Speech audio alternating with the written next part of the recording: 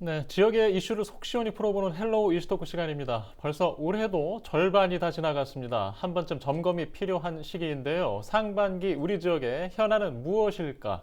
지자체장들과 함께 지역 현안을 돌아보겠습니다. 자, 오늘 이 시간에는 장덕천 부천시장과 함께합니다. 안녕하십니까? 네, 안녕하십니까. 네, 저희가 2달 만에 뵙는 것 같습니다. 아, 예, 그럼요. 어떻게 지내셨습니까? 뭐 제일 과제가 일단 코로나19 극복이고요. 접종, 그다음에 방역에 대한 업무가 제일 중요했고, 그다음에 시가 추진하는 중요한 사업들이 어느 때보다 네. 많은 때라 그런 것 챙기고 부족한 부분 채우고 뭐 이렇게 좀 바쁘게 살았습니다. 네, 알겠습니다. 자, 지난 상반기 현안 또 부천시정 상황에 대해서 좀 여쭤보겠는데요. 네, 먼저 지난 상반기가 계획대로 된 상반기였습니까? 뭐 잘 추진됐다고 생각하고 있습니다. 네, 코로나19는 저희 마음대로 되는 건 아니라 지금 백신 접종에 이제 아마 지금은 2차 접종 위주로 하고 이제 7월 18일부터 좀 6월에 있었던 그런 대량 네, 접종이 아마 진행되면서 정리될 것 같고요.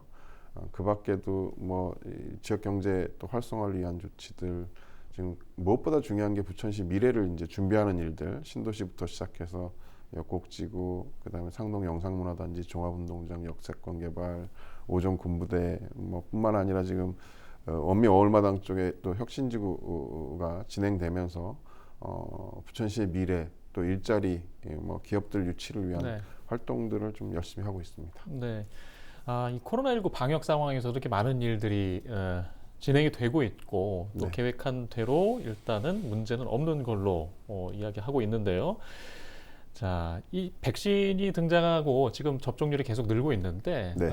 뭔가 회복 시점을 기대하고 바라보는 시선들이 많지 않아요? 음, 지금 부천에서는 코로나19 이전 시점으로 뭔가 우리가 회복하고 있다, 돌아가고 있다 이렇게 판단을 하고 계신가요? 완전히 코로나19 이전까지 가지는 아직 못했고요. 그건 뭐 부천뿐만 아니라 전국이 다 네, 비슷하게 가고 있는데 많이 회복했습니다. 많이 회복했고 뭐 수치상으로도 또 기업인들, 소상공인들 그 동향조사상으로도 이제 과거보다는 좀 많이 나아졌고 네, 전반적으로 정부에서 이제 공식 통계를 정부에서 다 내고 있는데 아마 하반기쯤 되면 코로나19 이전으로 좀 경제가 대부분 회복되고 또 이제 결국은 네, 코로나19 상황이 중요할 텐데요. 거기에 맞춰서 지금 7월에도 거리두기 일부 개편하고 아마 접종이 순차적으로 많이 진행되면 거기에 따라서 추가적으로 개편을 하면 소상공인들 어려움도 지금 가장 충격을 많이 받고 있는 게 네, 소상공인들인데 좀 많이 완화되고 회복되지 않을까.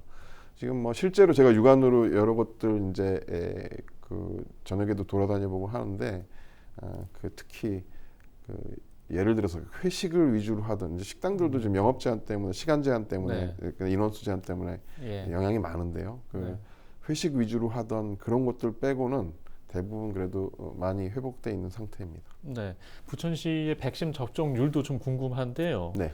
자, 70%까지 좀 기대할 수 있는 시점 어느 정도 될까요? 저희가 뭐 단독으로 할 수 예, 있는 건 아니고요. 이제 7월부터는 일부에 한해서는 자율권을 좀 줄 것 같아요. 네, 오늘 회의에서 좀 나왔는데 그리고 아마 전국적으로 공통적으로 가지 않을까. 그리고 다만 도시 특성에 맞는 부분은 우선 네, 접종을 좀 할 수 있도록 여유를 좀 정부에서 줄 것 같거든요. 이제 저희가 볼 때는 지금 이제 정부가 계획하고 있는 대로 좀 갈 거라 네, 6월까지 상황을 보면 앞으로 한 9월 정도면 네, 전 국민 70% 접종이 가능하지 2차 접종까지 가능하지 예, 않을까 이렇게 예상하고 있고 부천시도 전국 기준을 계속 이렇게 쫓아가고 있었거든요. 그래서 그렇게 좀 9월 말이면 아마 백신 접종 70%전 국민 집단 면역 형성이 가능한 네, 수준까지는 부천시도 올라가지 않을까 이렇게 생각하고 있습니다. 네.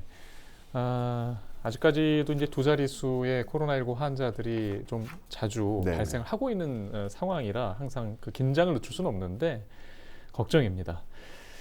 자, 주민들 소통 이야기도 조금 드려보겠습니다. 연초에 보통 시장님이 각 지역을 직접 네. 주민들과 만나서 소통하고 이랬던 행정이었지 네. 않습니까? 물론 연중에 그렇습니다만은 최근에 이제 비대면 행정을 하시다 보니까 이 소통 문제는 주민들하고 어떻게 해결하고 계십니까?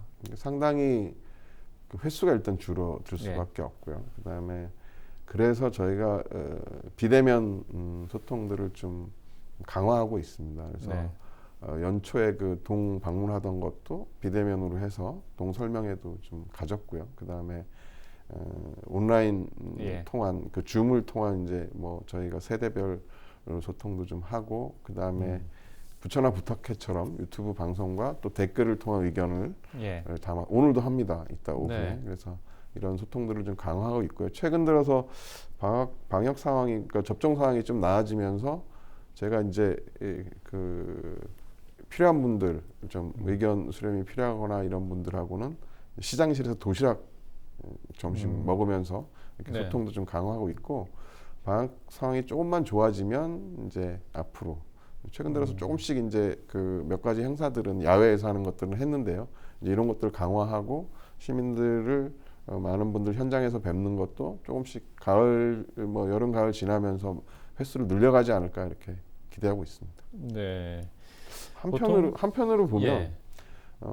옛날에 이제 대부분 대면으로 현장에서 뵙고 이렇게 했는데 비대면의 장점도 있더라고요. 그러니까 네. 옛날에 현장에서 뵙기 어려운 분들을 예.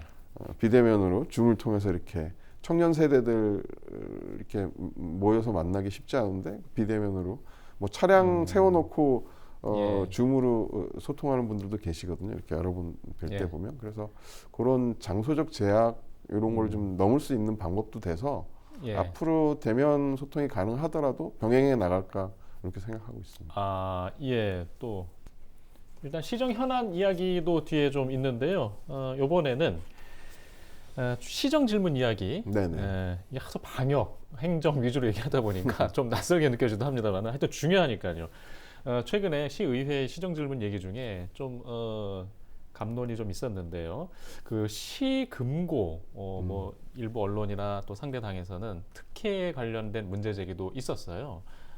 지정 기준을 두고 이제 논란이 됐던 건데 이 이야기를 좀 정리를 한번 해주시죠. 이 자리에서. 뭐 특혜라는 말은 어불성설이고요. 네. 그러니까 뭐 부천시만 하는 것도 아니고, 그러니까 이 지방재정법, 그다음에 이제 행안부 예규, 저희 조례도 있습니다. 뭐 네. 조례 여기에 맞춰 이제 조례도 결국은 행안부 예규나 지방재정법의 기준을 두고 만들어진 건데요.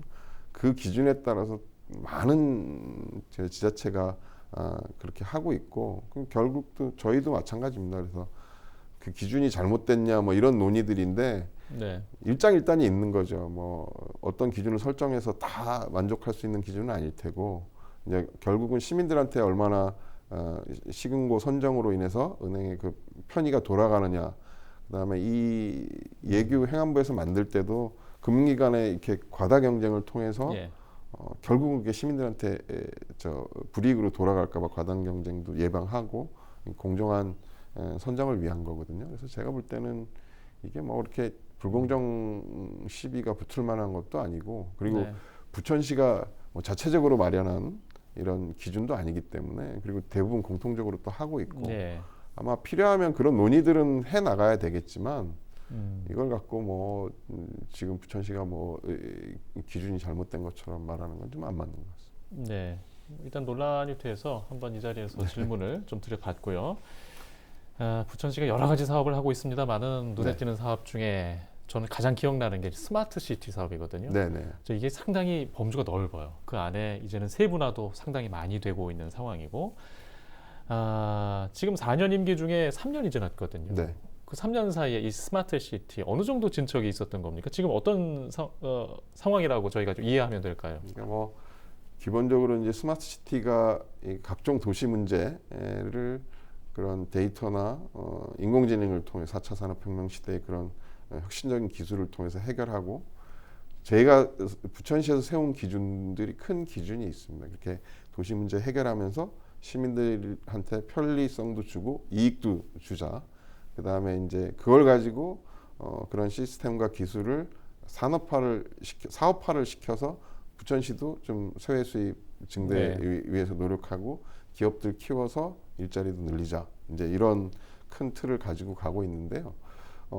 기본적으로 이게 뭐 하루아침에 몇 달 만에 가시적인 성과가 나타나고 이런 사업들은 네. 아니고 상당히 시간이 필요한 것들이거든요. 그래서 기본 인프라들은 저희가 지금 잘 구축해 가고 있고 지금 뭐 교통, 주차, 안전, 뭐 복지 모든 분야가 아마 환경 다 관련돼서 지금 가고 있고 일부는 완성된 사업도 있고 일부는 이제 앞으로 더 많이 해야 될 사업도 있고 제가 볼 때 뭐 국내외적으로 봐도 가장 선두권에 있어서 예. 앞으로 좀 한 2, 3년만 지나면 이제 네. 그런 가시적 성과들을 시민들이 예. 골고루 누릴 수 있는 예. 그게 되지 않을까 이렇게 생각하고 예. 있습니다. 예. 아, 그 2, 3년이 좀 빨리 좀 지나가서 실제로 이용하고 볼 수 있었으면 좋겠습니다. 네네. 자, 그 내용 중에 뭐 교통 문제 아까 얘기하셨고, 그다음에 이 소프트웨어가 다양하다 보니까 방범, 그다음에 요즘에는 뭐 공유 주차 문제도 있지만 하여튼 네. 빅데이터 기반의 많은 일들을 지금 설계하고 준비하고 있잖아요. 네. 아, 그 중에서 또 제가 기억나는 게 지능형 교통정보 시스템, 예. 뭐 ITS라고 이야기를 하는데 맞습니다. 지금 시작한 지 좀 된 시점이고, 네. 물론 2, 3년 뒤에 볼 수 있겠지만 이용할 수 있겠지만 지금 이 내용은 어떤 단계와 절차를 밟고 있는 겁니까? 지금 예. 이제 지금 말씀하신 지능형 교통 시스템 중에 제일 핵심적인 게 이제 그거거든요. 도시 전체, 부천시 전체 네.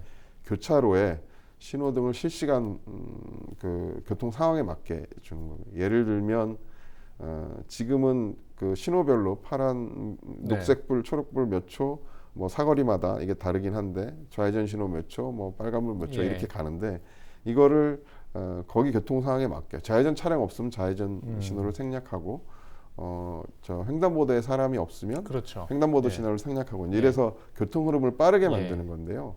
그 다음에 이제 필요하면 그 응급 차량이나 예. 이제 소방차들은 좀 빨리 갈 수 있게 좀 하고 도시 전체를 그렇게 만드는 거고 도시 전체를 이렇게 하고 있는 건 세계에서 부천시밖에 없었는데 이걸 네. 하기 위해서는 교차로별로 교통 사항을 데이터를 이렇게 누적을 해야 됩니다. 그래서 평균을 내고 그 다음에 거기에 맞는 이제 알고리즘 신호 체계를 좀 구축을 하고 예. 그걸 운영하면서 이제 뭐 좀 변형도 하고 이렇게 해야 되는데 지금 단계는 이제 교차로별로 CCTV 다 설치하고 그런 데이터를 한 2년간 축적하고 지금 알고리즘을 개발하고 이제 이런 단계죠. 그래서 네.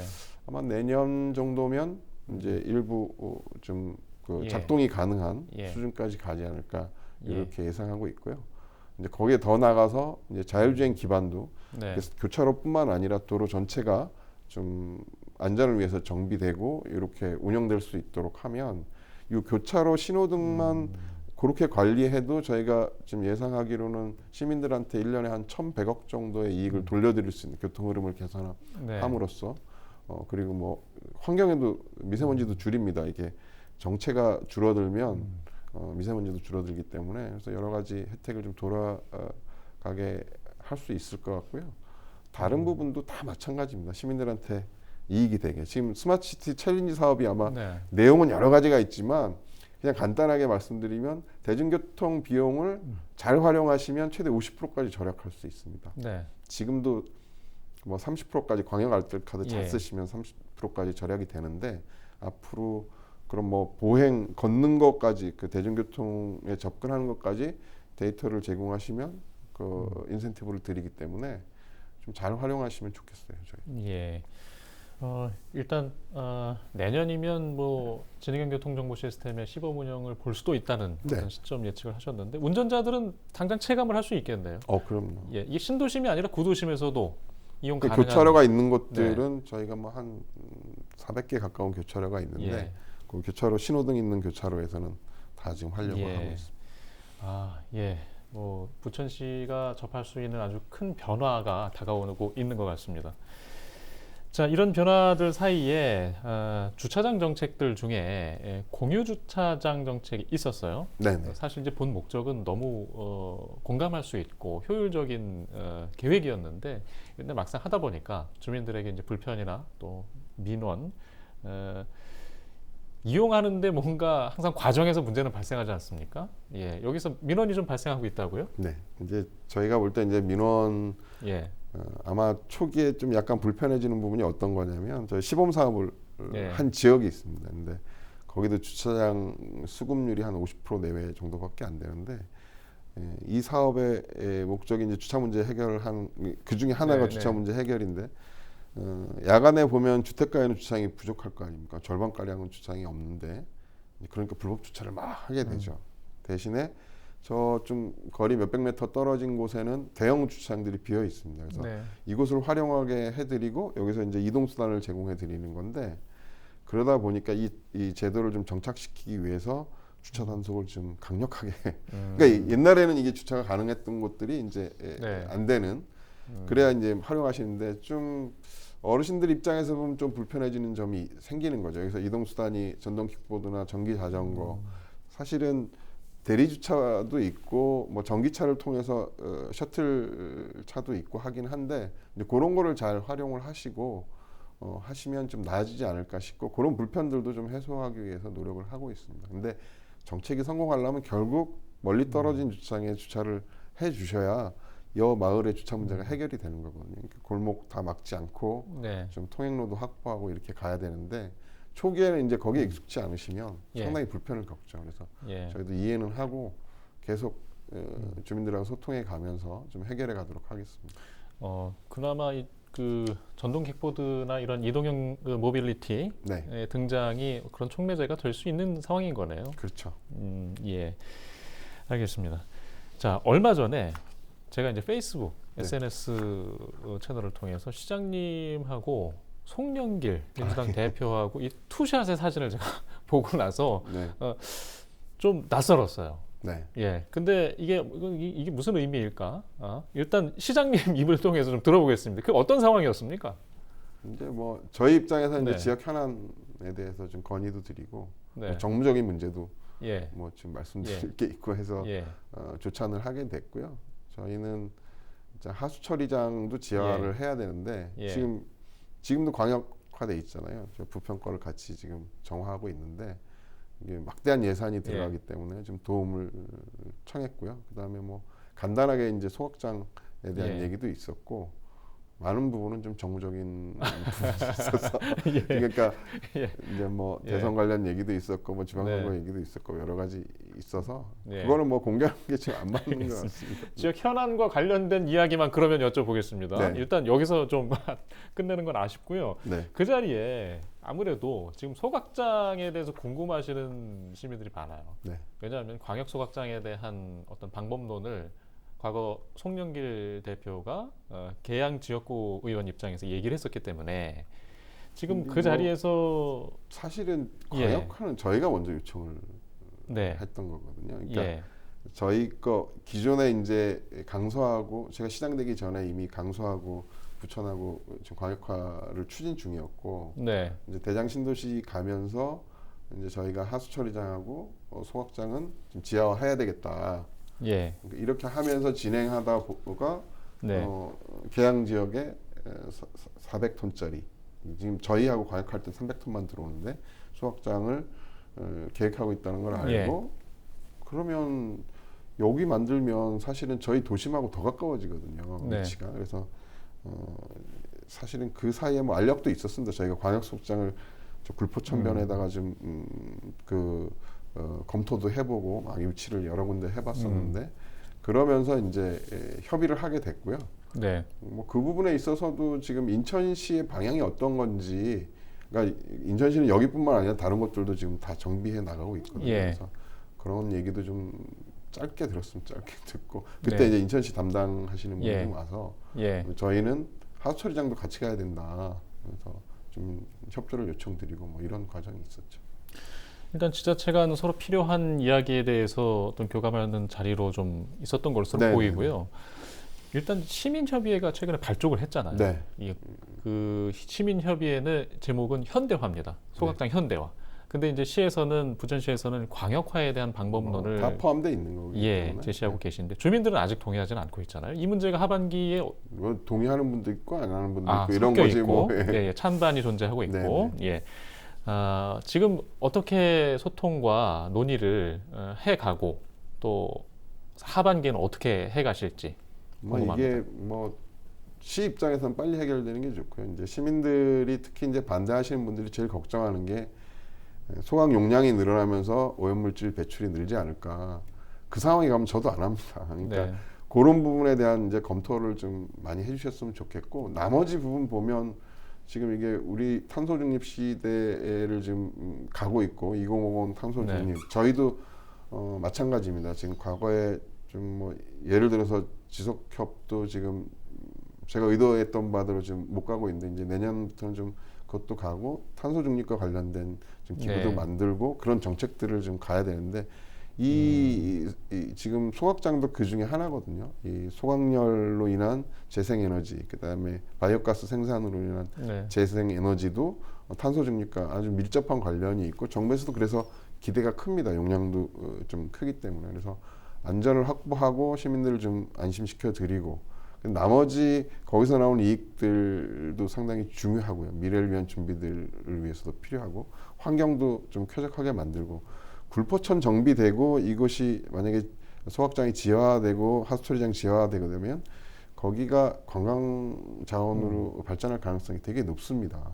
하남 유니온파크가 그렇거든요. 네. 그래서 앞으로 그곳에서 주민들이 그걸 통해서 또 수익도 좀 거둘 수 있고 이렇게 좀 만들어 갔으면 좋겠다는 생각이 있고요. 빨리 좀 논의가 진행돼서 좀 진척이 됐으면 좋겠다는 생각을 하고 예. 있습니다. 이게 막연히 미뤄놓을 수는 없는 거거든요. 일단 대화를 자주 많이 해야겠죠. 그렇죠. 예. 지금 아마 주민협의회가 구성이 돼서 소규모로 또 어젠가 아마 또 회의가 있었던 것 같아요. 그래서 이제 그분들이 좀 열심히 예. 회의도 하시고 필요한 것들을 점검도 하시고 뭐 주민협의회는 만약에 예를 들어서 제가 시가 원하는 방향으로 가더라도 계속하면서 그런 걸 점검을 해주셔야 되거든요. 네. 그러니까 아마 그 임기 연장 지금 지난번에 지난주에 있었는데 위촉식도요. 이제 그런 기간도 좀 연장해 달라는 그런 네. 아마 논의도 있었던 것 같아요. 그래서 긍정적으로 좀 검토하려고 하고 있습니다.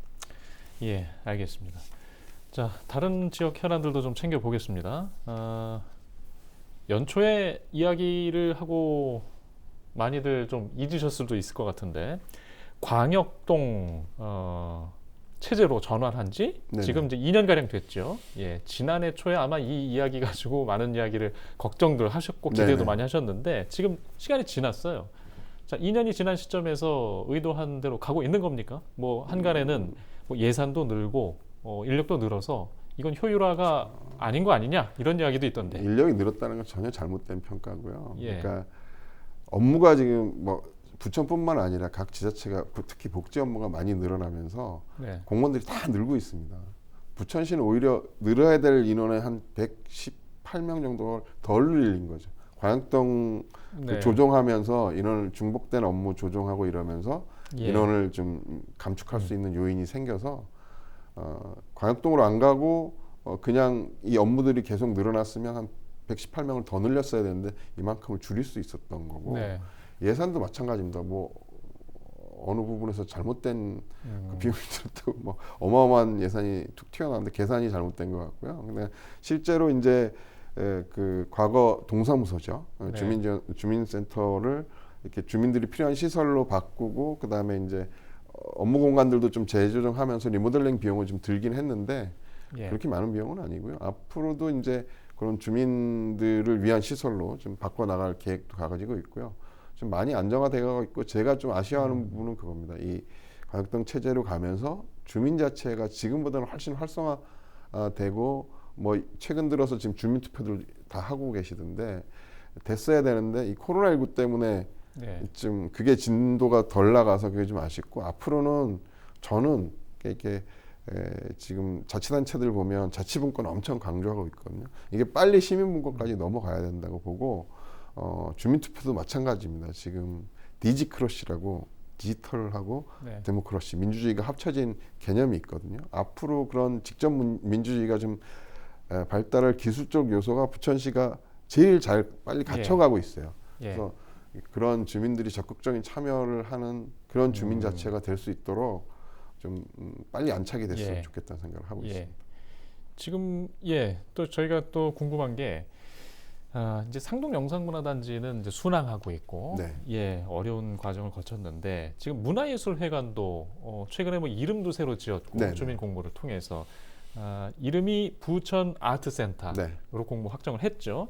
2023년 개관을 앞두고 있고 이렇게 부천시의 문화 인프라가 빠르게 바뀌고 있습니다. 네. 자, 부천시 이 문화 도시로서 부천시의 위치, 위상 지금 우리가 어디를 바라봐야 할까요? 지금 상황에서요? 지금 말씀하신 거 외에도 이제 기존에 있는 뭐 예. 영화제든 애니메이션 그렇죠. 페스티벌, 만화 축제 뭐 이런 것들, 그다음에 앞으로 만들어질 웹툰 융합센터 이런 것들까지 다 합쳐져서 그다음에 지금 부천시가 그 법정 국가지정 문화도시가 됐지 네. 않습니까? 처음 지정할 때 저희가 6개 전국에서 6개 할 때 특별한 문화유산이 없음에도 불구하고 문화도시로 성장할 수 있는 기반도 갖췄고 또 국제적으로 보면 문화 창의도시가 돼서 이 문화 관련된 것들이 이제 그 다른 도시에는 없는 여러 가지 인프라들이 상당히 많습니다. 제도적으로도 그렇고 정책 그다음에 뭐 나머지 그 인프라들도 예. 그런데 이런 것들을 가지고 이제 산업화 그다음 또 한 가지 축이 시민들이 예. 문화권을 더 향상시킬 수 있는 다 각각이 다 기여할 수 있거든요. 문예회관도 지금 아트센터로 이제 부천 아트센터로 불러야 될 것 같은데요. 아트센터도 마찬가지입니다. 과거에 시민들이 쉽게 접하지 못했던 것을 더 좋은 시설에서 지금 이제 그런 연구들도 이제 하고 있습니다. 어떻게 시민들이 많이 네. 접근성을 보장, 지리적으로도 가장 좋은 예. 위치에 가 있고 접근성이 그 다음에 그런 진입 장벽들을 낮춰서 그런 문화 행위권들을 좀 높이자 이런 논의들을 시에서 지금 하고 있고요. 그다음 제일 중요한 게 이제 아마 산업화 분야가 아닐까. 그동안 부천시가 잘 가꿔온 것들 어떻게 보면 약간 그 예산을 소비하는 것 아니냐 싶은 것들이 지금 산업화 하는 데 네. 있어서는 큰 디딤돌이 되고 있습니다. 그래서 요것들도 좀 잘 살려 나가서 저희 이 콘텐츠 산업 발전하는데 지금 세계적으로 보면 콘텐츠 산업이 반도체 산업의 한 4-5배 정도 됩니다. 성장률도 예. 높고요. 그래서 저희도 거기에 맞춰서 특히 그런 지적재산권, IP 산업이라고 하죠. IP 산업 중심으로 해서 고부가치 또 대부분이 또 60% 이상이 청년 일자리라 빨리 좋은 기업들 들어와서 지금 뭐 일부 기업들도 지금 협의 중인 것들도 있고요. 빨리 안착하고 빨리 가동되게 하는 게 예. 아까 문화권 산업화 양축을 좀 잘 만들어가고 있습니다. 예. 자, 지금 말씀하신 것들을 이렇게 되돌아보면 올해 안에 될 일들이 아니에요.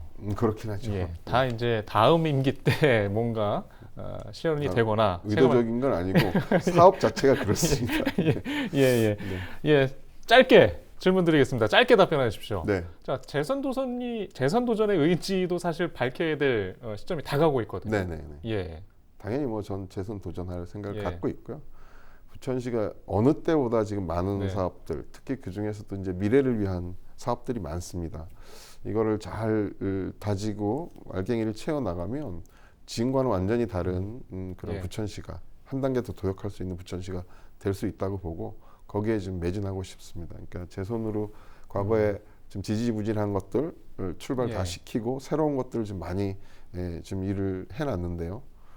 제가 공약했던 것들도 약속을 잘 지켜서 매니페스토 실천본부에서 3년 네. 연속 지금 공약 이행률 최고 등급 받았습니다. 예. 그래서 그것처럼 지금 만들어 놓은 것들 저희가 지금 시민들께 드리는 말씀처럼 잘 완성시키도록 하고 싶습니다. 사실은 제가. 예. 네. 알겠습니다.